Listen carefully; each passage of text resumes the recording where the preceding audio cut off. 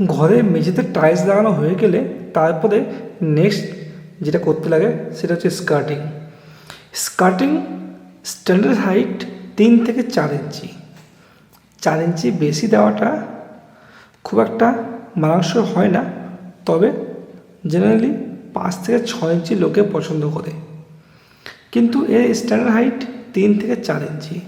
3 ইঞ্চি নিচে দিলে সেক্ষেত্রে প্রবলেম যেটা হয় সেটা স্কার্টিং দেওয়ার খুব একটা ভ্যালু থাকে না।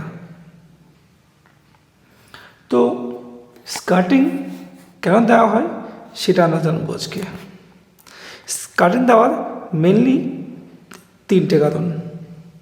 এক হচ্ছে যখন ঘরের মেঝে পরিষ্কার করা হবে, মানে ঘরে যদি ঝাড়ু বা মোছা লাগানো হয় তাহলে যাতে মেঝের নোংরা দেওয়ালের গায়ে না লেগে যায়। সেকেন্ড, যখন ঘর মোছা হয় তখন জল যাতে দেওয়ালের গায়ে না লাগে, এতে দেওয়াল ড্যাম্প হওয়ার চান্স থাকে। আর দেওয়ালের গায়ে যেখানে টাইলস শেষ হচ্ছে সেখানে যদি ঠিকমতো গ্রাউট না হয়ে থাকে, মানে দেওয়াল আর টাইলসের জয়েন্টের পজিশন যদি ঠিকমতো গ্রাউটিং না হয়ে থাকে, তাহলে ঘন ঘন জল সেখানে জমে দেওয়ালকে ড্যাম্প করতে পারে। এই কারণে অনেকে সম্পূর্ণ দেওয়ালেও টাইলস লাগিয়ে নেয় যাতে দেওয়ালে গায়ে জল না লাগে।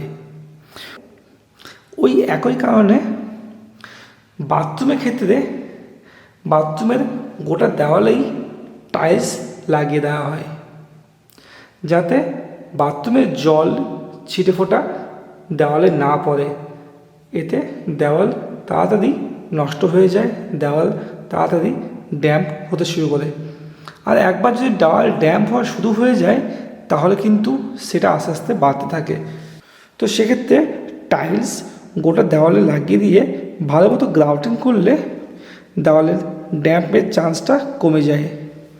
সেই একই কারণে কিচেনের ক্ষেত্রেও যদি সম্পূর্ণ দেওয়ালের মধ্যে টাইলস লাগিয়ে দেওয়া যায় তাহলে ড্যাম্পের চান্স কমে যায়। তো স্কার্টিং মেনলি রুমে লাগানো হয়, কিচেন বা বাথরুমে স্কার্টিংয়ের প্রয়োজন হয় না, কারণ কিচেন আর বাথরুমে গোটা ওয়ালেই স্কার্টিং লাগিয়ে দেওয়া হয়। তো এই স্কার্টিং দেখতে অবশ্যই রুমটাকে বেশি সুন্দরময় করে তোলে, কিন্তু তার মেন কারণ হলো দেওয়ালটাকে বাঁচানো।